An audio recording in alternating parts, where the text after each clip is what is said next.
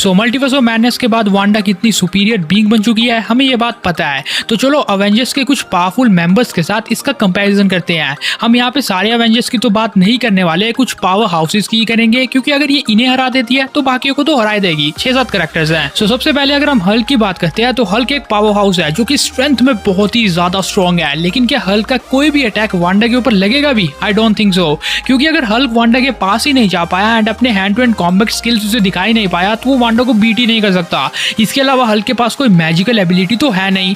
Wanda बिल्कुल same Thanos की तरह हल्क को हवा में उड़ा सकती है, टेलीकिनेसिस पावर से उसे एक ही जगह लॉक कर सकती है एंड फिर सराउंडिंग का यूज करके उसे बीट कर सकती है, जो हाल इसने थैनोस का किया था। क्योंकि थैनोस वर्सेस हल्क की फाइट में हमने देखा था कि थैनोस हल्क से hand to hand combat fight में भी सुपीरियर था। सो मेन पॉइंट यही है कि अगर हल्क वांडा के ऊपर पंचेस मार पाया या ये fight hand to hand combat में पहुंच गई तभी हल्क उसे बीट कर पाएगा, बट वांडा उस तरीके से फाइट को पहुंचने नहीं देगी। तुमने देखा होगा एज ऑफ अल्ट्रॉन में भी इसने हल्क को कंट्रोल किया था। व्हाट इफ में हमने देखा कि इसने यानी ज़ॉम्बी स्कारलेट विच ने हल्क को बीट कर दिया है एंड एमसीयू की स्कारलेट विच तो इस ज़ॉम्बी विच से काफी ज्यादा पावरफुल है, तो इजीली हल्क को डिफीट करने वाली है ये। फिर इसके बाद नेक्स्ट कैरेक्टर है आयरन मैन।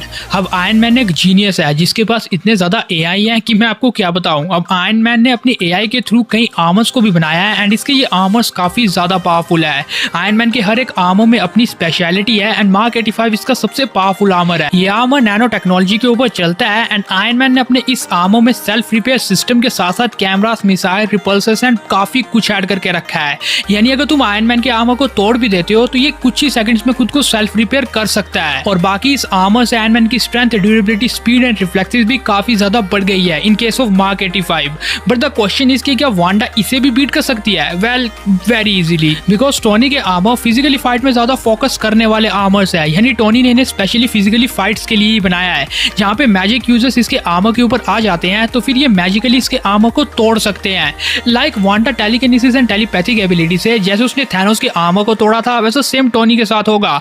अब सबसे इंपॉर्टेंट बात यही है कि टोनी के पास कोई भी ऐसी एआई नहीं है जो मैजिक को टक्कर दे सके। यानी हाँ, फिजिकली कोई भी अटैक करना हो, किसी को हैक करना हो, ये तो आयरन मैन आराम से कर ही सकता है। लेकिन जहाँ मैजिक की बात आती है तो आयरन मैन वहाँ पे नहीं जीत सकता।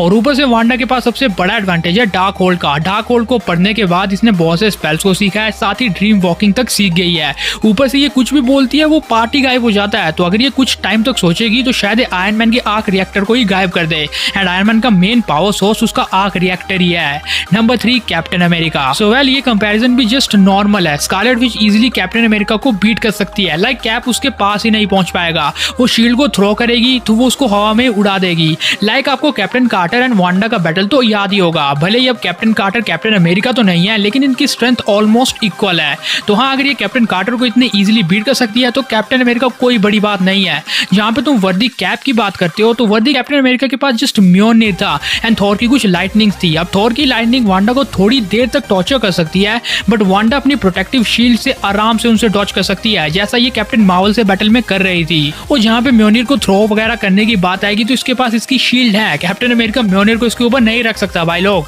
और ऊपर से telekinesis abilities, telepathic, reality warping, hex magic से तो कैप्टन अमेरिका पूरा ही कंफ्यूज हो जाएगा, क्योंकि फिजिकली ये अभी भी कैप्टन अमेरिका है, ना कि थॉर। अब नेक्स्ट बात करते हैं डॉक्टर स्ट्रेंज की। Well, doctor strange and Wanda का बैटल हमने मल्टीवर्स ऑफ मैडनेस में भी देखा था, जहाँ पे साफ पता चल रहा था कि Wanda is more superior because of Doctor Strange के पास एड्रिच मैजिक है एंड वांडा के पास केओस मैजिक है and chaos magic is more powerful than Eldritch magic. अब डॉक्टर स्ट्रेंज ने कमरताज के सारे सोर्सरर्स को वांडा के खिलाफ लड़ने को रख दिया था, लेकिन तब भी वांडा ने कमरताज को ही उड़ा दिया। डॉक्टर स्ट्रेंज पूरी मूवी से वांडा से इसीलिए डर के भाग रहा था क्योंकि उसे पता था कि वांडा से वो नहीं जीत सकता। इवन डॉक्टर स्ट्रेंज ने लास्ट में वांडा की तरह डार्क होल्ड को पढ़ लिया, ड्रीम वॉकिंग वगैरह सीख ली, लेकिन वांडा ने डार्क होल्ड को कितने टाइम से पढ़ा है, लेकिन डॉक्टर स्ट्रेंज ने जस्ट अभी पढ़ा है। एंड सेकंड सबसे इंपॉर्टेंट बात, मैजिक वाले मामले की बात करते हैं। सो बेसिकली अगर आपको नहीं पता तो मैं बता दूं कि डार्क होल्ड की हेल्प से आप अपने केओस मैजिक को और इंक्रीज कर सकते हो। यानी ये दोनों एक दूसरे से लिंक टाइप है। लाइक केओस मैजिक को अगर आपने और स्ट्रॉन्ग करना है तो आप डार्क होल्ड को पढ़ो, जिससे केओस मैजिक पीक पे पहुंच जाएगा। लेकिन ये सेम एड्रिक मैजिक के साथ नहीं होगा। एड्रिच मैजिक को आप बुक ऑफ विशांति, जिसको हम व्हाइट मैजिक कहते हैं, उससे इंक्रीज कर सकते हो, ना कि डार्क होल्ड से। डार्क होल्ड से हो जाएगा बट उतना ज्यादा नहीं। इसीलिए एल्ड्रिच मैजिक की ट्रू पोटेंशियल अगर आपने यूज करना है तो आपके पास बुक ऑफ विशांति होनी चाहिए, यानी व्हाइट मैजिक। एंड अगर आपने केओस मैजिक को अपने पीक पे ले जाना है तो आपके पास डार्क होल्ड होनी चाहिए, यानी डार्क मैजिक, मतलब डार्क वर्सेस व्हाइट। सो यही रीजन है कि वांडा के पास केओस मैजिक है जिसे डार्क होल से इंक्रीज किया जा सकता है क्योंकि वो डार्क मैजिक है, लेकिन डॉक्टर स्ट्रेंज के पास एल्ड्रिच मैजिक एक व्हाइट मैजिक है जिसे आप बुक ऑफ विशांति से इंक्रीज कर सकते हो। लेकिन डॉक्टर स्ट्रेंज ने बुक ऑफ विशांति पढ़ी नहीं, अगर इसने बुक ऑफ विशांति पढ़ी होती तब इनका कंपैरिजन नेक्स्ट लेवल होता, लेकिन अभी तक तो वांडा ही सुपीरियर है।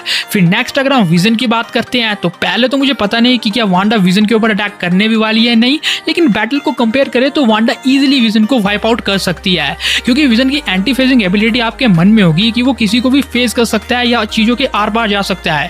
सो बेसिकली वांडा के खिलाफ इसका असर ही नहीं होगा क्योंकि ये भी एक तरह का फिजिकल मूव है एंड वांडा एक मैजिकली कैरेक्टर है। सो अगर वो वांडा को कंफ्यूज करने की कोशिश भी करता है तब भी वो टेलीकिनेसिस के जाल में उसे फंसाई देगी क्योंकि उसके पास सारे फिजिकल मूव्स हैं and Wanda magically strong character है और वैसे वो विजन के ऊपर अटैक करेगी भी नहीं। खैर नेक्स्ट बात करते हैं कैप्टन मार्वल की। So Captain Marvel one of the most strongest character है मार्वल सिनेमैटिक यूनिवर्स के अंदर, लेकिन तब भी वो वांडा को बीट नहीं कर सकती। क्यों? क्योंकि हमने देखा ही था मल्टीवर्स ऑफ मैडनेस के अंदर कैप्टन मार्वल एंड वांडा का बैटल। अब ये मत कहना कि वो अलग यूनिवर्स की कैप्टन मार्वल थी, क्योंकि हो अलग यूनिवर्स की लेकिन पावर लेवल तो सेम ही होता है सब कैप्टन मार्वल्स का। सो हमने देखा था कि उस कैप्टन मार्वल के photon fist and energy manipulation का वांडा के ऊपर असर तो हो रहा है, लेकिन वांडा अपने प्रोटेक्टिव शील्ड से उससे बच रही है। सेम या ऐसा ही यहीं पे होगा, लेकिन वांडा ने उस कैप्टन मार्वल को हराया था क्योंकि लास्ट में उसने उसकी सारी एनर्जी को एब्जॉर्ब कर लिया था एंड उसे एनर्जी लेस बना दिया था। तो सेम हमारी कैप्टन मार्वल के साथ भी यही होगा एंड वांडा उसे एनर्जी लेस बनाएगी, फिर वो एक ह्यूमन की जितनी स्ट्रॉन्ग रहेगी एंड जैसे स्टैचू से मार दिया वैसे ही वांडा सराउंडिंग का यूज करके कैप्टन मार्वल को भी डिफीट कर सकती है। लाइक मल्टीवर्स ऑफ मैडनेस की तरह सेम होगा सब कुछ। लेकिन अब फाइनली सबसे स्ट्रॉन्गेस्ट एवेंजर्स थॉर की बात करते हैं। फिजिकली स्ट्रॉन्ग की बात कर रहा हूँ तो कुछ उल्टा सीधा मत समझना।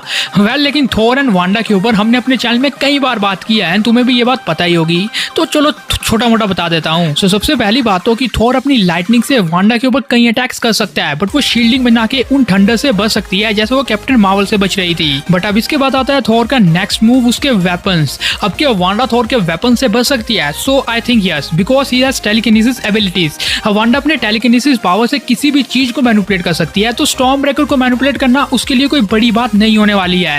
लाइक स्टॉर्म ब्रेकर को कोई भी उठा सकता है, तो अगर थॉर अपने स्टॉर्म ब्रेकर को उसकी ओर फेंकेगा तो वांडा टेलीकिनेसिस एबिलिटी से ही स्टॉर्म ब्रेकर को पकड़ सकती है। एंड एट लास्ट थॉर के साथ क्या होगा जो कि थैनोस के साथ हुआ था, यानी हवा में उड़ा के थॉर को तोड़ मरोड़ के हरा सकती है वो। यानी ओवरऑल देखने पे आए तो बिल्कुल हल्क वाला ही केस होगा कि अगर क्लोज कॉम्बैट में गलती से बैटल पहुंचा है तब जाके थॉर थोड़ा बहुत जीत सकता है स्कारलेट विच से, क्योंकि कंटिन्यूसली पंचेस मारे गए स्कारलेट विच नॉकआउट हो जाएगी।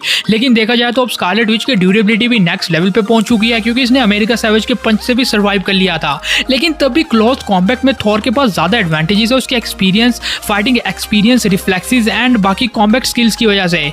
लेकिन जहां पे लॉन्ग रेंज फाइट की बात आती है तो वहां वांडा इजीली बीट करने वाली है उसे एंड वो थॉर को अपने पास पहुंचने ही नहीं देगी, टेलीकिनेसिस एबिलिटी से पहले ही रोक के रखेगी। और ये सब बातें मैंने कुछ दिन पहले ही कही है तो ज्यादा डिटेल में नहीं कहने वाला, वरना बार बार बोर होने वाला काम होता है फिर। लेकिन इतना समझ लो कि अभी करंटली तो थॉर का कोई चांस नहीं है वांडा के आगे, क्योंकि वो टेलीकिनेसिस एबिलिटी को टक्कर नहीं दे सकता, क्योंकि उसके पास कोई प्रोटेक्टिव शील्ड वगैरह भी तो नहीं है वांडा से लड़ने के लिए। वो बस एक काम कर सकता है, वो है स्टॉर्म ब्रेकर से बायोफोर्स खोल के कल्टी मार लो। और यहाँ स्टॉर्म ब्रेकर से मुझे याद आया, कई लोगों को अब लगेगा कि वो वांडा को भी तो किसी और प्लेनेट पे टेलीपोर्ट कर सकता है, बट ऐसा नहीं होने वाला, क्योंकि इसके लिए भी उसे वांडा के पास जाना पड़ेगा। थॉर को हमने किसी और को टेलीपोर्ट करते हुए तो नहीं देखा अब तक, पास जाना पड़ेगा यानी मैजिक को पेनिट्रेट करना पड़ेगा, जो कि वांडा कभी होने नहीं देगी। वो दूर दूर से ही थॉर की बैंड बजा देगी, तो नहीं है चांसेस उसके भी। और बाकी रैप अप करो इस वीडियो को, और हमें ये बात भी पता चल गई कि भाई वांडा अब तक सबसे पावरफुल अवेंजर है, अभी इस टाइम पे तो है ही है वो। एंड अगर फ्यूचर में किसी और अवेंजर को कोई अपडेट मिलता है तब फिर से कर देंगे कंपैरिजन। और हाँ, इस वीडियो में हमने जस्ट अवेंजर्स को ऐड किया है, तो ये मत कहना कि villains and over powered identities कहाँ है, वो नहीं मिलेगा यहाँ पे।